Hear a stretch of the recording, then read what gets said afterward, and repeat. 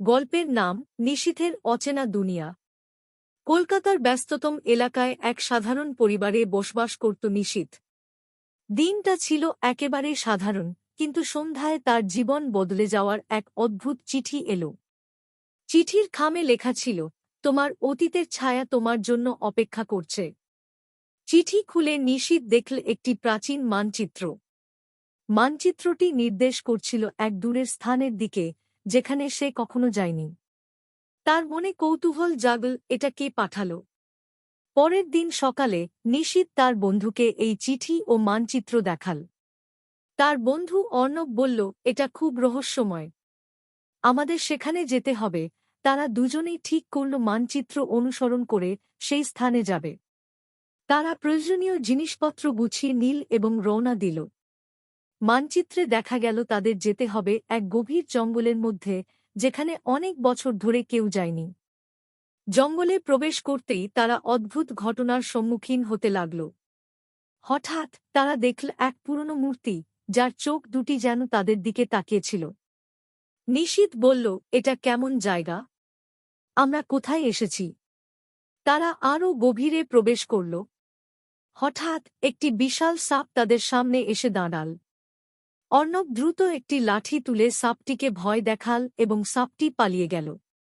মানচিত্র অনুসরণ করে তারা একটি পুরনো মন্দিরের কাছে পৌঁছল। মন্দিরটি একেবারে পরিত্যক্ত অবস্থায় ছিল, কিন্তু দরজার ওপর কিছু অদ্ভুত চিহ্ন খোদাই করা ছিল। নিশীথ বলল, এই চিহ্নগুলো কোথায় যেন দেখেছি। তারা মন্দিরের দরজায় ধাক্কা দিল, কিন্তু দরজা খোলেনি।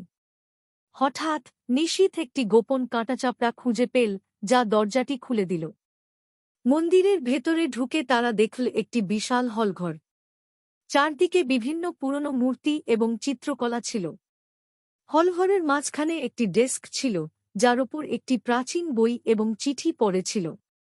চিঠিতে লেখা ছিল, তোমার পরবর্তী পরীক্ষা এখান থেকে শুরু হবে। চিঠির সাথে একটি ধাঁধা ছিল। নিশীথ এবং অর্ণব ধাঁধার সমাধান করার চেষ্টা করল। ধাঁধাটি ছিল অত্যন্ত জটিল। অনেক চিন্তাভাবনার পরে তারা ধাঁধার সমাধান করতে পারল। ধাঁধার সমাধান অনুসারে মন্দিরের নিচে একটি গোপন কক্ষের সন্ধান পাওয়া গেল। তারা সেই কক্ষের দরজা খোলার উপায় বের করল। দরজার পেছনে এক অন্ধকার সুড়ঙ্গ ছিল। সুড়ঙ্গের ভেতরে প্রবেশ করে তারা দেখতে পেল একটি গোপন পথ। পথটি ছিল অত্যন্ত সংকীর্ণ এবং অন্ধকার।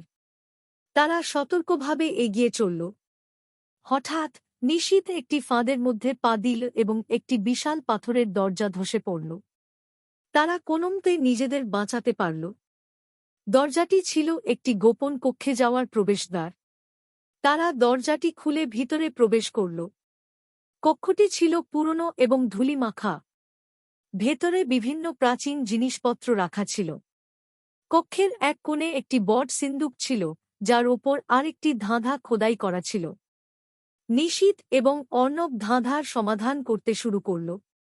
ধাঁধাটি সমাধান করতে অনেক সময় লেগে গেল, কিন্তু শেষ পর্যন্ত তারা তা সমাধান করতে পারল।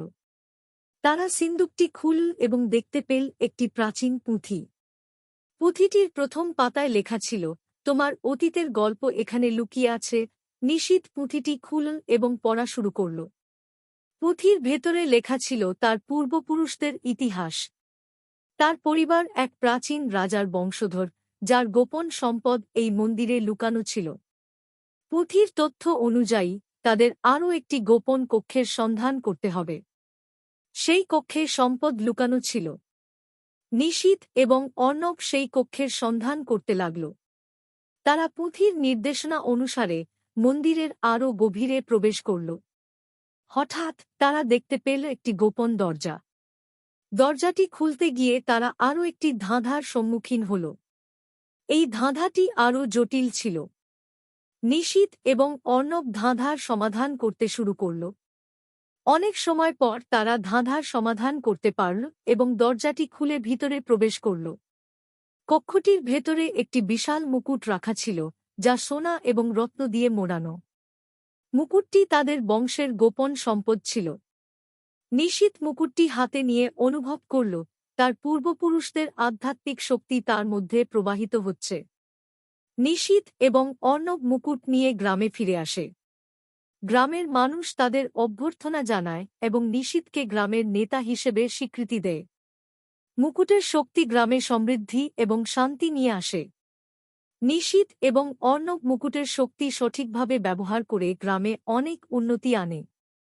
তারা গ্রামবাসীদের সঙ্গে মিলে নতুন নতুন উদ্যোগ গ্রহণ করে, যা গ্রামের উন্নতিতে সাহায্য করে।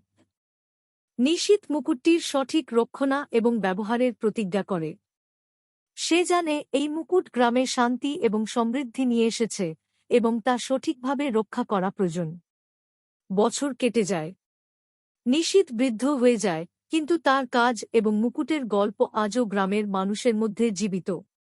তারা সর্বদা নিশীথের সাহস এবং সততার গল্প মনে রাখে। নিশীথ তার সন্তানদের মুকুটের গুরুত্ব এবং ইতিহাস শেখায়।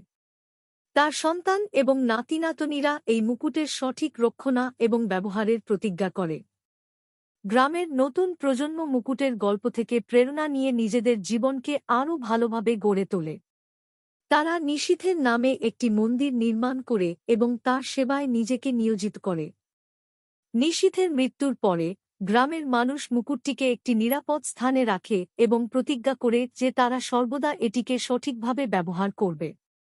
নিশীথের অচেনা দুনিয়া গল্পটি আমাদের শেখায় সত্যতা, সাহস এবং ধৈর্যের মাধ্যমে আমরা যেকোনো কঠিনাই অতিক্রম করতে পারি এবং আমাদের লক্ষ্য অর্জন করতে পারি। নিশীথ এবং অর্ণবের সাহসিকতা এবং সততার গল্প আজও গ্রামে জীবিত এবং আমাদের সবাইকে প্রেরণা দেয় যে সঠিক পথেই আমাদের সাফল্যের দিকে নিয়ে যেতে পারে।